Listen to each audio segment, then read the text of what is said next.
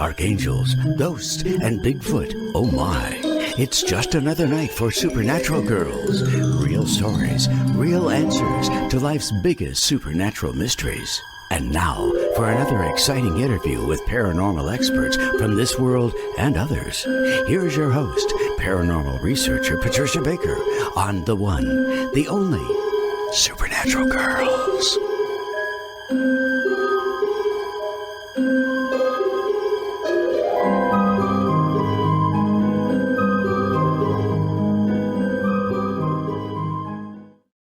Welcome, everyone, to another exciting episode of Supernatural Girls. I am your host, Patricia Baker, and I'm here with my co-host, who is basking in the sun of Tucson at 97 degrees.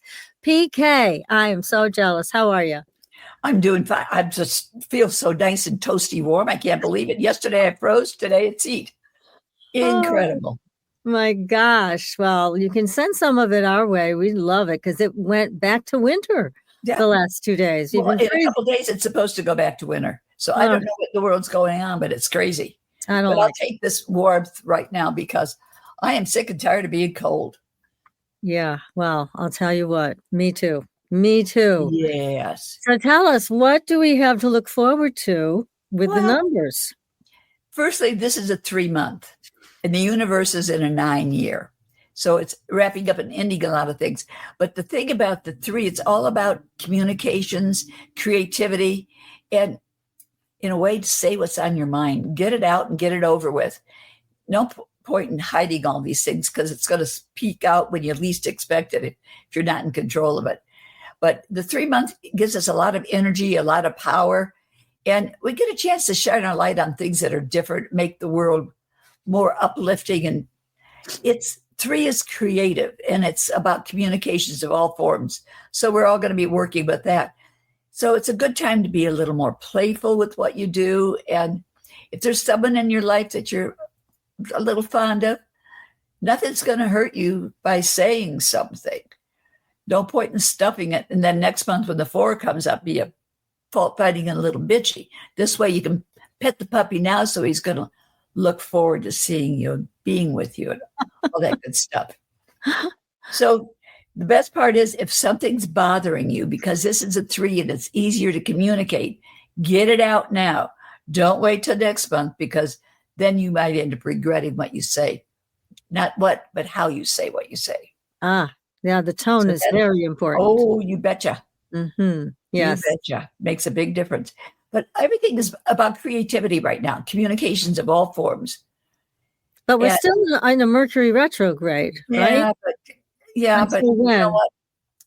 We're going to have to deal with it anyway. So, but the most important thing as far as I'm concerned is saying the things you need to say tactfully. Okay. Doesn't hurt to pet the puppy and the puppy won't bite. If you don't pet that puppy, if you kick it, it's going to bite you right where you sit. Be very nice. It always will pay you back. Let's hope anyways. So that's good. Well, let's see. What did I want to tell everybody about? Oh, follow us on TikTok, everybody. Follow us there. Follow us on Facebook. Just follow us everywhere. Instagram, the whole 9 yards. We love hearing from you. If you have a story that you want to share, be sure to contact us.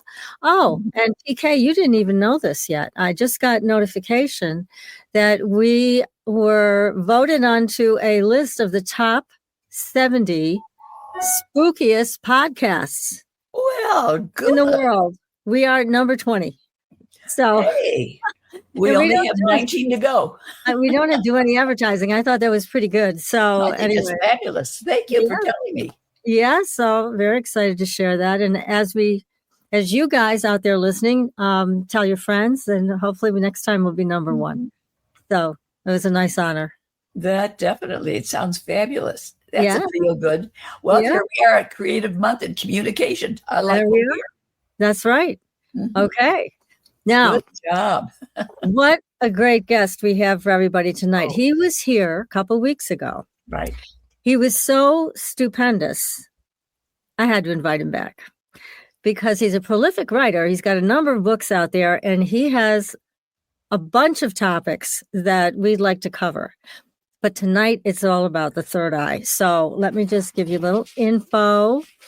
This is Jiulio Consiglio. He is a former dental healthcare provider and educator turned spiritual writer and teacher. Following several personal adversities, Consiglio, while in his early 30s, experienced an unfathomable and life-altering spiritual transformation that resulted in the transcendence of the conditioned mind. His writings and teachings focus on the transformative power of inner stillness, psychic ability development, and the mind-body-spirit connection. So he has written a number of books. Last time he was here, we were talking about finding your inner healer. So that is the latest one. But he also has one on the third eye. And that's the one we're going to be talking about. Thank you, Chanel, for putting that up on the screen. We have so many people in our audience, and I'm going to include us in this too, that are fascinated by the third eye. So, Jiulio, yes. expert, we want to know everything. So, Jiulio, welcome to the show. Patricia, PK, thank you so much for having me. Good evening, and it's a pleasure to be here. It is great to have you back. You are so fascinating to listen to. You have so much great information, and you're able to break it down so us simple people can understand it. So it's very appreciated, the way you talk about all these very magical, mystical, and powerful things. But basically, we've been, as a civilization, somewhat deprived of the contact, connection, whatever you want to call it, with our third eye. What went wrong? Why did this get either backburnered or abandoned? What happened? From a broader perspective, or from an oversoul point of view, we all chose to forget, to experience what it's like to be cut off from source. So in forgetting our spiritual nature, we forget who we are and where we are. So being a human being, identifying with the physical body, being distracted or externally focused is what brings our attention and awareness away from the spiritual faculties we have within us, namely the third eye, which is that commanding center. So it's the experience of being human, thinking that we are a body, thinking that we are the thinking mind that contracts our energy and closes us off from that 5D enlightened spiritual being that is already within us. So we got closed off. We agreed to be closed off. But now we have opportunities to reconnect or become aware, as you would say, because it's more about becoming aware, right? Absolutely. I often say, even in my books, awareness is everything.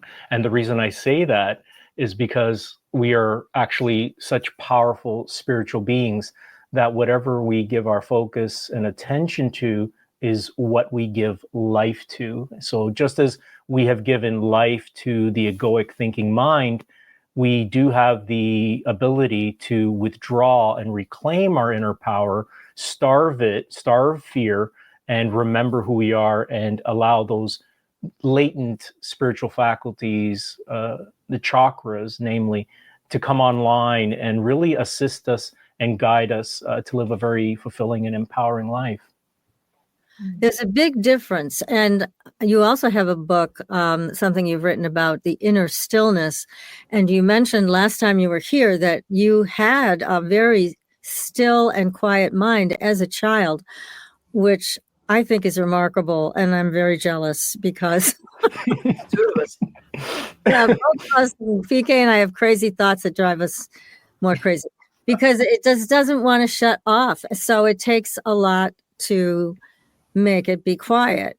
And that is a task in and of itself, because if you can't make that quiet, then it's just impossible to make room for spiritual connections, third eye, the insights, the intuitions, right? The thinking mind does serve a purpose. So it gives us that initial identity, but it's also that which keeps us sort of disconnected from embodying inner stillness. But, there are quite a few things that you can do. Number one, bring awareness to the fact that, if you're practicing observing automatic negative thought, realize that the observer, that is your authentic self. That's your inner being, the silent witness. So having that awareness opens the door to that expanding more. So a concept becomes tangible experience potentially. The other thing is being anchored, for example, in the present moment, moment by moment. There's so much supporting energies, clarifying energies. It's almost beyond words. And when you practice cultivating that, really living breath by breath, things begin to slow down, and you also create space between the thinking mind and your true authentic self. There is a lot of energy that gets wasted with these thoughts that are truly meaningless and run around in our head. Think about all the energy that we could harness personally if we weren't devoting all this time and energy to those thoughts. You nailed that right on the head, because what happens is when we are reacting to automatic negative thought, when we are expending, what we're doing is actually expending our vital energy. So we're allowing ourselves to react. And then what happens is we invite emotions such as anger, frustration, and things like that. So those not only, from one point of view, hijack our consciousness, but also perpetuates themselves by feeding off our vital energy. But there is a practice, through awareness, where you can begin to observe the thoughts and the emotions. And by doing that, rather than reacting, you reclaim your vital energy, and in the process, starve the egoic thinking mind. That's what we need to do. It is not an easy task, but with practice, it makes a big difference. So it's important. People talk about the matrix, obviously, how do you get out of the matrix? Here's how you get out of the matrix, because the matrix is our own thoughts imprisoning us. Mm-hmm. So here's the power right here. But now we've had people on the show, and actually the first co-host I ever worked with on the show was Helene Olson, who was a very talented medium. Mm-hmm. And one day, Helene before she became a medium, she was in the grocery store. She was in Market Basket in Boston, shopping. And all of a sudden, this screen opened up in her forehead. And she saw an aunt of hers who had passed away. And the aunt was as clear as a bell, standing in front of her in her upper third eye, talking to her, just like we're talking right now. And poor Helene had never experienced anything like this. She left her shopping cart there, which is a sin, Wow. And she ran out of the store and called her husband on the phone, crying hysterically, saying, "I've lost my mind. When I get home, you're going to have to take me to the mental institution." And it took her some time to integrate all of that. It was a lot for her, because, again, having no previous experience with any of this. And then all of a sudden, boom, it's open. So have you encountered things like that when people have these sudden openings? I can speak from my own experience. Firstly, my spontaneous awakening was instant. The third eye activated and was shutting down automatic negative thought. That initial event silenced the ego, brought my awareness to the inner silence, really hyper awareness. But the way things unfolded, so with the mystical events and the spontaneous healing that followed, it was a really sort of beautiful progression. To be honest, it was before my shift in consciousness. I used to have psychic events, and it would leave me wondering, like, why is this happening, or why am I having such intuition? And there are other times as well, though, where I really created a white hot desire to have an inner knowing about something, and I would have an instant sort of third eye experience where I would have a vision of something. I'll give a really brief example. The girl I was dating, I was away at school, and she was in her last year of high school, and I just started first year of college, and I was 600 miles away. I was in Ohio, and one day she's walking to school, and suddenly someone started following her. Next thing you know, he's chasing her, and days went on, and she had contacted me, and I was quite concerned. And then the harassing phone calls came and things like that, and he really started to get to her. So I was coming home every weekend because I actually, my background is martial arts, but I grew up sort of arresting shoplifters. I'm sort of a natural. If I didn't do dentistry or hygiene, I'd probably be a police officer, because I just have that natural sort of intuition and knowingness, right? Mm-hmm. So I was coming home every weekend, and finally, a few weeks went by, and we were talking on the phone, and she said, Belle has traced the where the phone calls were coming. She goes, but I'm not going to tell you. And I said, you're going to tell me. And she's like, no, I'm not going to tell you, because you're going to come down and whatever. And I said, I really want to know. So I could feel the surge of energy building in my core. And I remember just sort of getting a little bit louder, like, I really want to know. And in an instant, a shot of energy shot up through my spine. I had a vision of a street intersection, Barton and Lottridge. And I screamed out, Barton and Lottridge, I know where he is. It's coming from a payphone. I'm coming home.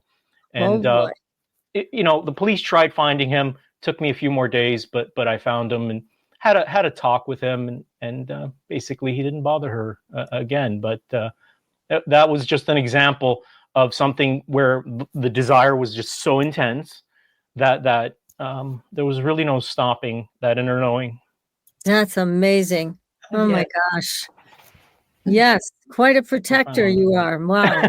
I am. Every woman should have somebody like you that looks out for them. That's really great. Nice. Yeah, that's a good feeling. So you have had these spontaneous events, but in your book, I have the list here of all. You have a wonderful book that really maps out a lot of exercises people can do to strengthen their connection and awareness. And they're all great, and none of them really take a long time. So out of all of them, are there any that you think are the most powerful, or are they all powerful in and of themselves? It's just whatever your preference is? I think number one, just exactly what you said. So whatever you're sort of drawn to, but I would say probably the most powerful practice or exercise one can utilize is the practice of challenging automatic negative thought.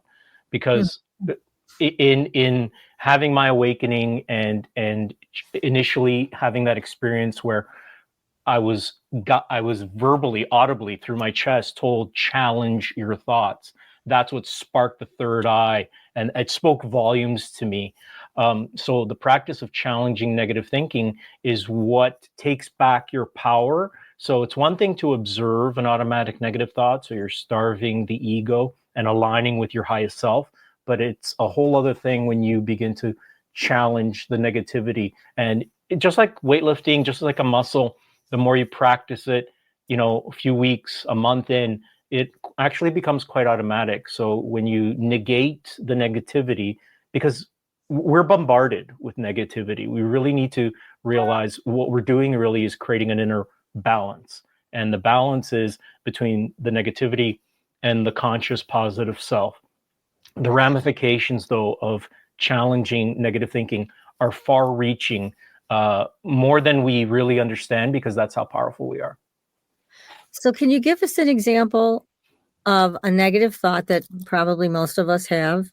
And then how do you challenge it? What's the best way to challenge it? I'd love to. Probably one of the main ones is more like a feeling of being stuck. Mm-hmm. So the feeling, or being focused on circumstances and then repeating the circumstances in our minds. So you get this feeling, I'm stuck. So number one, you approach those feelings or the thought that I'm stuck, number one, by observing what you're hearing in your mind, observing it, and then make the decision. You don't have to be specific quite yet, but you start affirming, I am already moving forward. And I notice I'm starting with the I am, not that I will be, I am choosing it now. Now, it's one thing to begin to say it with a little bit of belief. You've got to cultivate this to the point where it's a matter of fact and it's knowing. But the energies that are involved, for example, when, because for years I felt stuck. I just wanted to find a way to experience relief. When someone says I'm feeling stuck, they're literally stuck at the chakra level. So a particular chakra is being impacted. And what happens is that negative energy sort of hijacks our consciousness.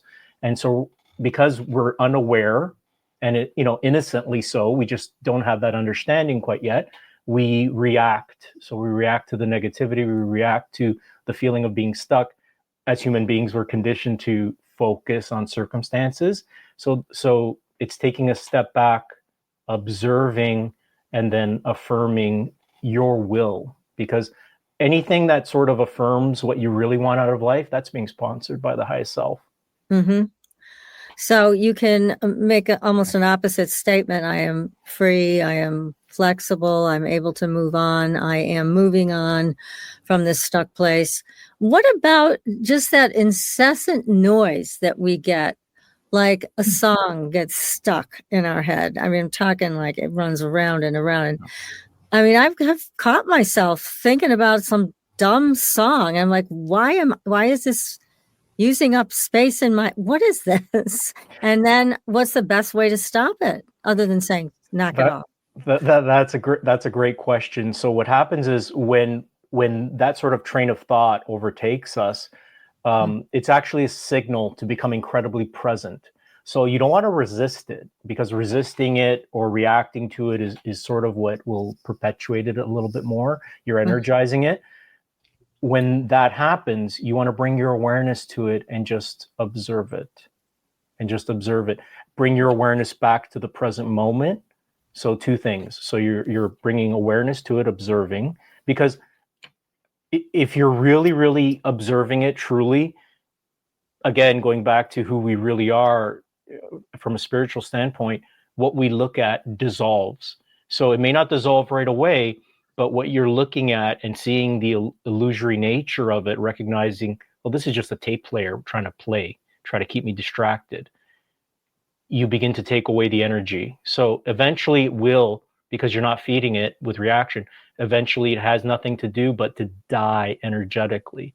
So the two things is bring awareness and then remember the present moment, because that's being repeated, but it's already been heard, but now it's being repeated. So it's the past being projected into the future, and there's your loop, there's your stuckness. We're conditioned to bounce between past and future, where our peace, our clarity, our wisdom, getting unstuck is always a very now and present moment thing.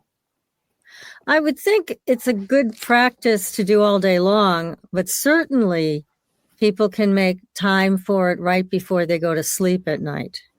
It's a good way to quiet the mind, clear the decks before they walk into the dream world, right? So is that something you feel is quite powerful?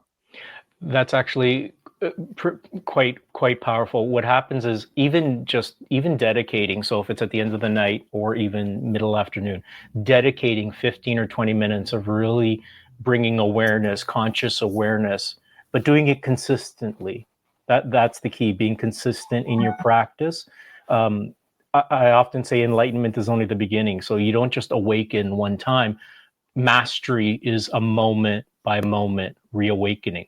When you experience the negativity or the unconsciousness of the ego, that's your cue to reawaken. So doing something like that before you go to sleep is a wonderful thing to sort of prepare you, number one, for probably a better sleep, but number two, sort of feeling more refreshed and invigorated for the morning. All right. Well, that's my new thing to do. How about you, PK? It sounds delightful. I have a hard time because I can't shut my mind off. It just continues. It's like it goes around and round. There's no stopping point. And that becomes very frustrating because then I don't feel like I'm acquiring anything new. I'm just reviewing and redoing. How does one stop that? So with the thoughts that appear to be incessant, number one is what keeps showing up, for example. So if there's a theme, for example, so let's say a particular event or someone keeps appearing, more than likely, whatever is appearing is asking to be forgiven and released. And you got to do that consciously. And you do that consciously in pretty much all my books, but basically setting an intention, taking whatever emotion, recognizing the emotion that it keeps coming up, and then forgiving it, releasing it. Now, what happens is because so many years have gone by, I don't like to say that but I'm using it because I need to use relativity. But because years have accumulated, so the emotional energy, the momentum behind it has accumulated, what happens is it may take a little bit of time, practice to sort of let those dissolve and set them aside, let them die energetically. So whatever, very important, whatever keeps reappearing, for example, anything that's reminding you, whether it's anger, someone who trespassed against you type of thing, it's reminding you to forgive, release. And I can't begin to underline the power in forgiveness because it literally reverses the past. That's good to know. Yeah. I think that's the hardest thing, is that when we go back over things, we can't change it in our of what's transpiring now. But is there truly a way to feel free enough to let it go? Absolutely. So it all comes down to desire. So one has to have the desire to let it go, because number one, the ego is very seductive. And because it's such a contrast to who we truly are as spiritual beings. Your true self is silent. Your true self has never had to think, because it literally is power. It is pure consciousness. It is pure creativity. The moment it sets an intention, it's instant in the unseen realm or the unified field. So the contrasting energy of the ego is very seductive. So coming to the realization that, you know what, I think I've had my fill. I've had my fill of bouncing between past and future. So that desire opens the door for the highest self to have you shift into a higher space of consciousness where the ego cannot long last. So from operating through inner stillness, you may have an automatic negative thought arise, but as soon as it arises and attempts to become an emotion, because you're vibrating at such a high frequency, you're so anchored in the present moment, it dies. So as it arises, all it is a reminder now. What was once the source of my suffering is now just a reminder to reawaken again, to let something go, to let something die. Yeah. That's wonderful. That makes life seem a lot more palatable, shall we say? Yes. It does. Relief. It's the relief that I was after, and it's what we're all after. Why? So when we have an understanding why we experience the thinking mind and its purpose ultimately, then we can approach it without fear and integrate it. So it's not about, you end up becoming egoless, but in that sense, it's integrated. So now use it, for your preferences, to make decisions or choices, but it's no longer the dominating consciousness. It's now cast out and it's put in its proper place. Now inner stillness is at the forefront. Wow. Well, this is why I guess some people experience the dark night of the soul, where the ego just shuts down because they give up. They're like, I'm done. I can't do this anymore.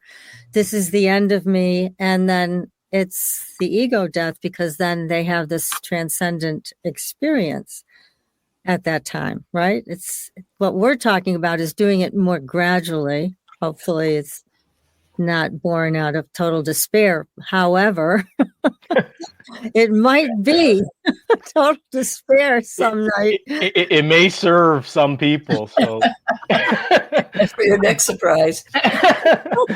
so yeah, you can work at it consciously, and in doing that, believe it or not, when you're working at it consciously, like I said, it's more far reaching than we can understand. You end up potentially transcending other wake up calls because you're working consciously at starving the negativity. So, we're never punished for our way of thinking or our vibrational frequency from which we're operating, but everything's a mirror. So if we focus on anger, we become anger, we immediately feel anger, and because we're all one essentially.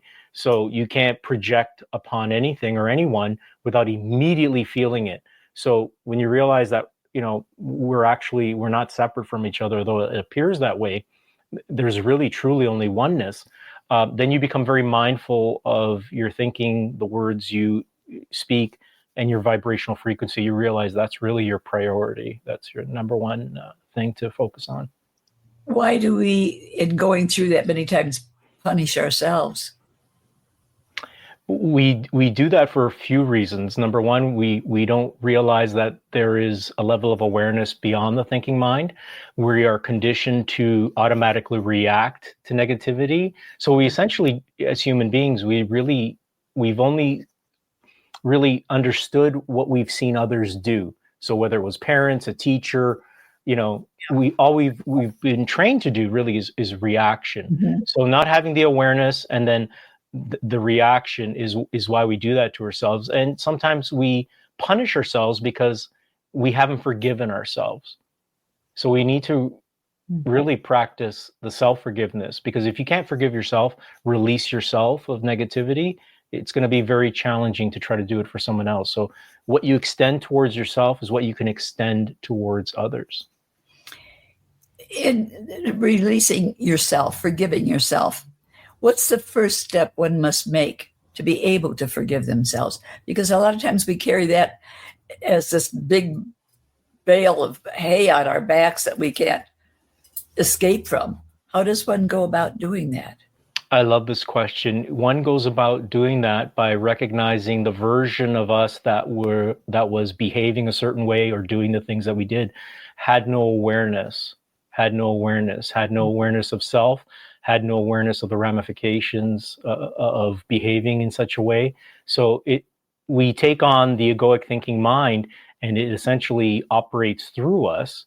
And because of that, so it's that lack of awareness. So when you understand you were operating because you didn't understand who you truly were, then you can see that former version of yourself with some compassion, and then start the process of forgiving. Because if you can do that, you truly, you will release the past. You do wipe the slate clean. It's not just about, we hear about forgive and forget. Mm-hmm. I literally mean you have to forget too. So what happens is, even if you've forgiven someone, if the energy still, because it's been accumulated so much, even if it lingers, that's okay, let it, but observe it. You have to really just forgive yourself once in that essence, or someone else. And then if the energy, comes back, tries to resurrect, that's your cue to just observe and let go. Very good. Wow, we have a lot to do. It seems like a lot, but when I compare it to operating through ego, it's a lot less complicated. Well, it is, and you brought up a really good point too. That, when we are more conscious and we are aware of our negative thinking and that run around hamster wheel pattern, mm-hmm. we don't then necessarily have to experience the projection of that in our daily lives. So that's another way of breaking out of the matrix and taking charge, so that we're not just running the same nonsense. So that's really good to know, mm-hmm. that it really gives us so much more power over what we're experiencing in this universal mirror. So thank you for that. That's a good one. Mm-hmm. Yeah, happy to share that. I like it. Anything that makes it easier. God, yes, I'll definitely go for easier. it invites presence. So what we're doing is becoming aware of the mind-body connection. And so when we're very present, when we're unguarded, when the mind is unguarded, then the ego tends to want to run rampant. But when you are very present, you're now inviting the highest self, the gatekeeper.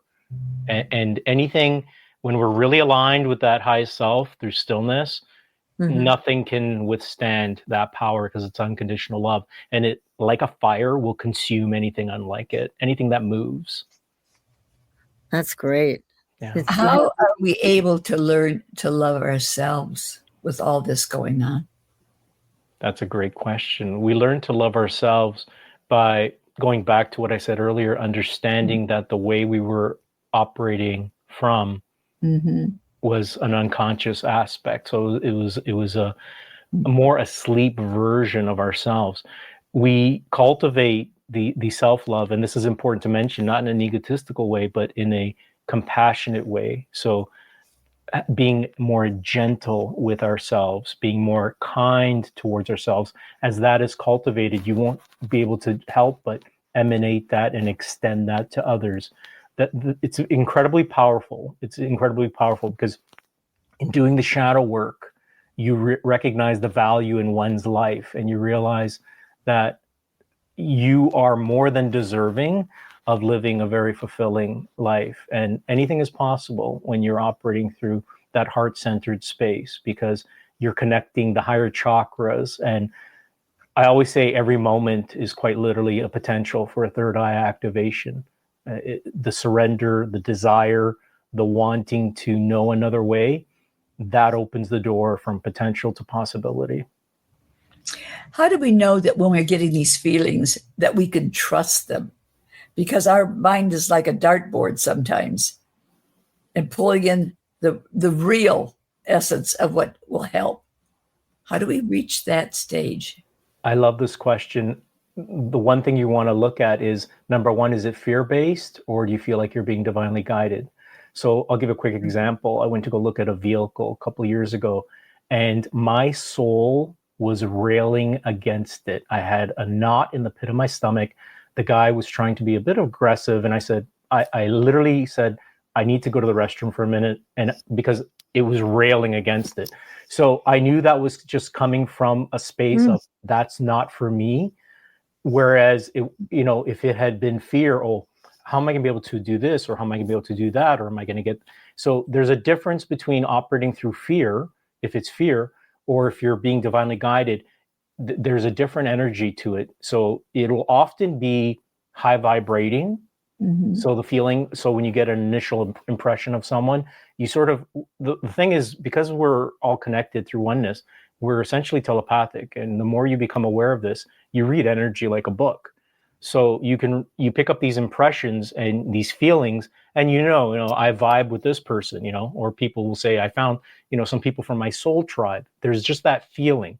There's a difference between that and contracting or operating through fear, where everything that pops up, it makes you contract and you're just afraid. So there's a big difference. That takes the cultivation of discernment. You just used the word soul tribe. How does one know their soul tribe? The way we sort of find our soul tribe is you find people that not necessarily agree with everything that you stand for, but just resonate. There's a familiarity to it. Oftentimes, you'll connect with people and it feels like you've known them forever. Right. So it's letting this is very important, because we're talking about operating through energy and vibration rather than through logic and reason. Right. We're operating through feeling, and that's what you want to connect with, the feelings. Because that's all emanating from the subtle body and the soul. So you just simply know. Yeah. It's like sometimes you'll meet somebody for the first time, and it's as if you've been friends for years. And other people you meet, and as soon as you do, the first thing you want to do is go out of these. Yeah, I get that. Yeah.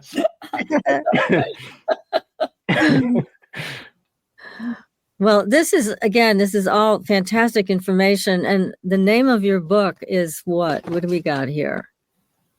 The name of your third eye book, exactly. Open Your Third Eye. Open Your Third Eye. I always call it Finding, but it's there already. It's been found. It just needs to open. So mine's wearing sunglasses, I'm afraid. I have to. Make it work better. Now, does someone have to have their Kundalini activated in order to spark that third eye opening? So this is important to mention. The third eye is always operating at some level, always. And the more awareness we bring to it, the more we become aware and we bring energy to it. But the final opening of the third eye, first thing I'll say, is an act of grace. It's nothing that can be forced. But what happens when that does take place is essentially we have this stored cosmic or universal energy at the base of the spine. And when activated, so when one is ready through white hot desire, I describe it as a really white hot desire, and surrender, when the timing is right, that energy will be released, travel up and activate the chakras. You literally become lit up from inside, and the vibrational frequency. So now you're merging your local awareness with universal or cosmic consciousness.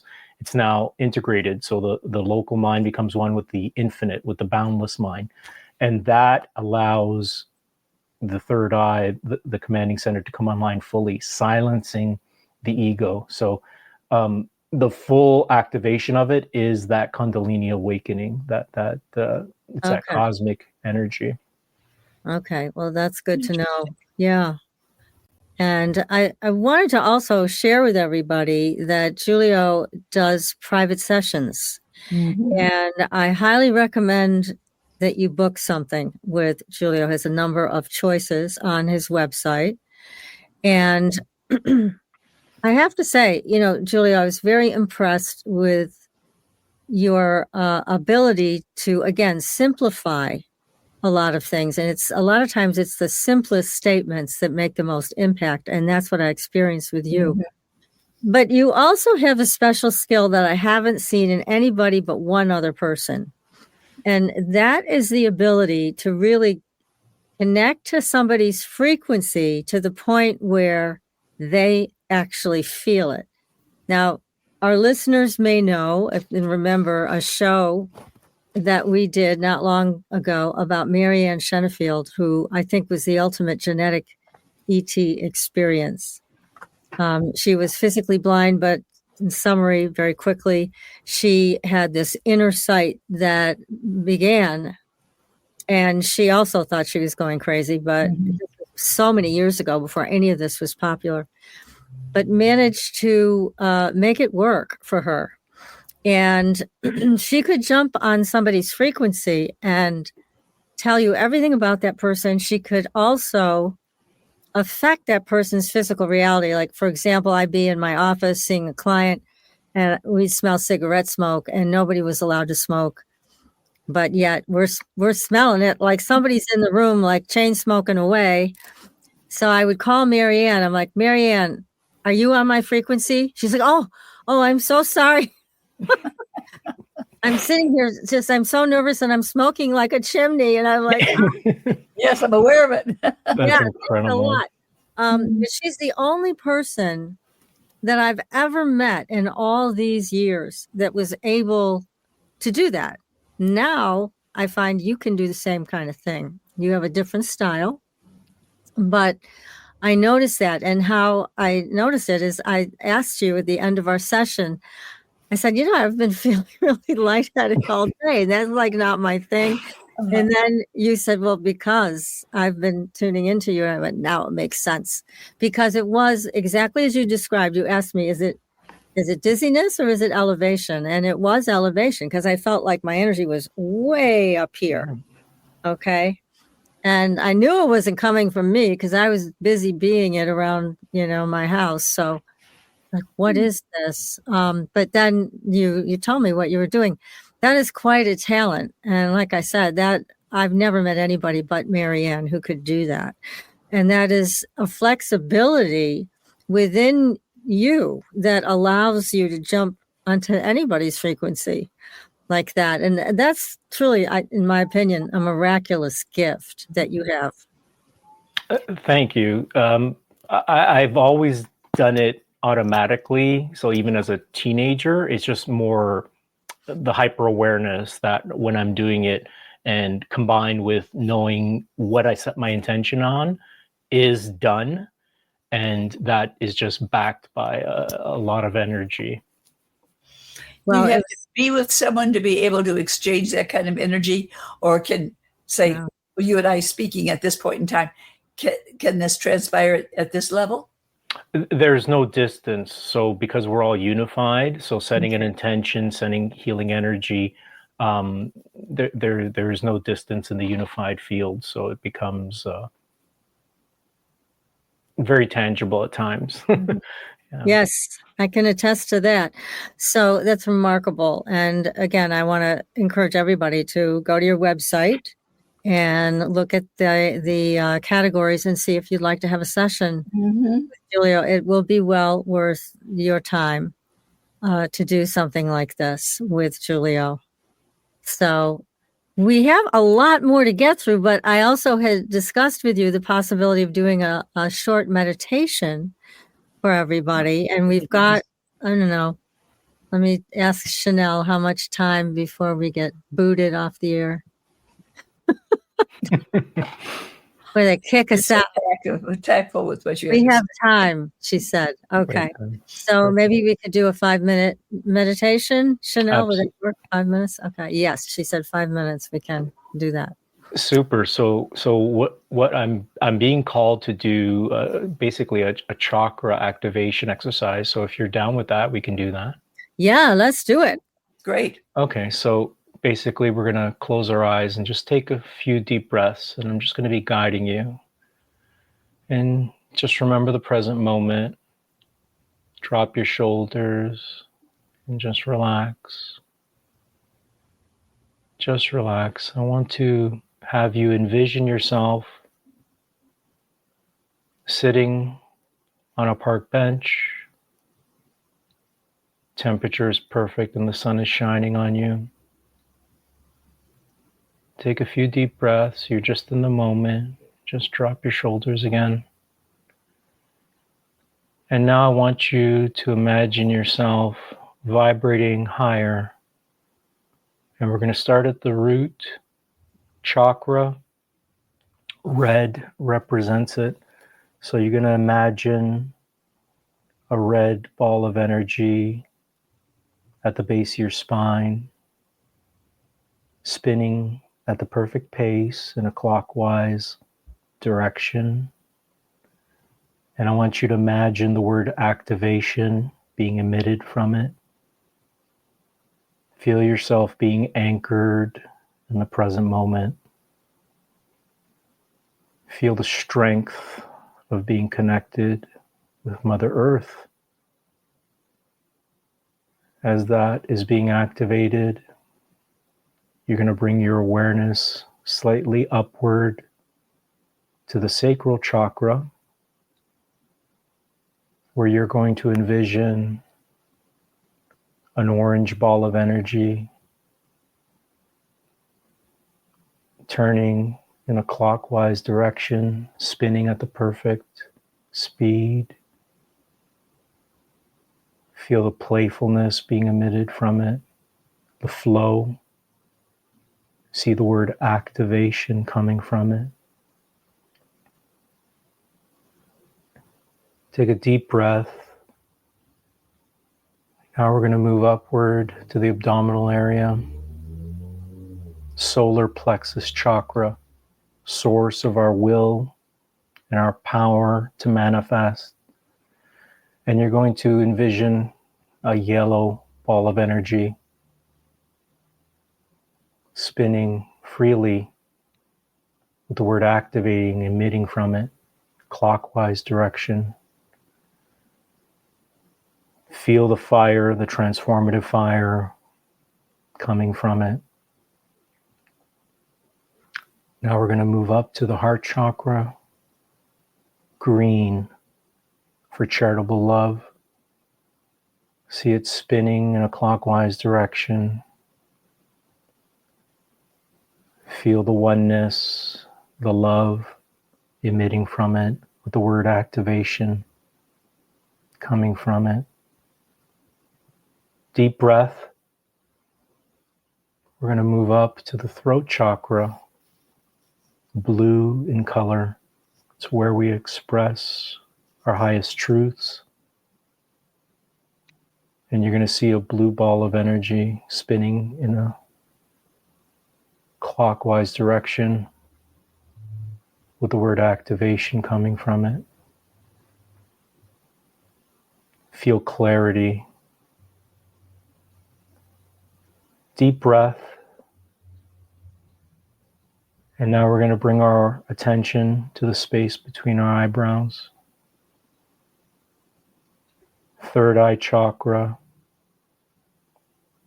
The color is sort of like a purpley blue. Seat of clarity and wisdom. See that ball of energy circling clockwise direction at the perfect pace with the word activation coming from it. Deep breath. Now we're going to move to the top of the head. Crown chakra. Purple. The energy spinning in a circular direction. Connection to the highest self. Know that you are connected. Know that you are always divinely guided. Know that whatever you imagine in your mind and you see as real is actually taking place now. Deep breath. And you're just going to repeat in thought or word, I am whole and complete. Nothing has to be added to me. I am rooted in my beingness. I am fearless. I am strength and playfulness at once. I am clarity and wisdom and understanding. Drop your shoulders, take a deep breath. Remember the present moment. Now you're going to let the image go. Take a deep breath. Bring your awareness back to the here and now and open your eyes. Thank you. You're welcome. That was beautiful. Thank you. Very Thank powerful. you. Thank you, Patricia. Yes. That was amazing. Thank you. Oh my goodness. Well, we're just going to have to keep bringing you back because this is wonderful and enlightening and too much fun. So- Love it. I'm happy to anytime. Oh my gosh. Well, Jiulio, you're quite extraordinary and your books are excellent. People should go. We have more books. We haven't even gotten to the rest of your books. So we've got to get to that. That gives me an excuse to invite you back. Okay. Of course, Love it. not a doubt. This has been a wonderful and perfect evening. Thank you so much. Definitely. Thank you. Yes. See, PK, I told you you'd really like him. You're right. I didn't keep it, but he won't come.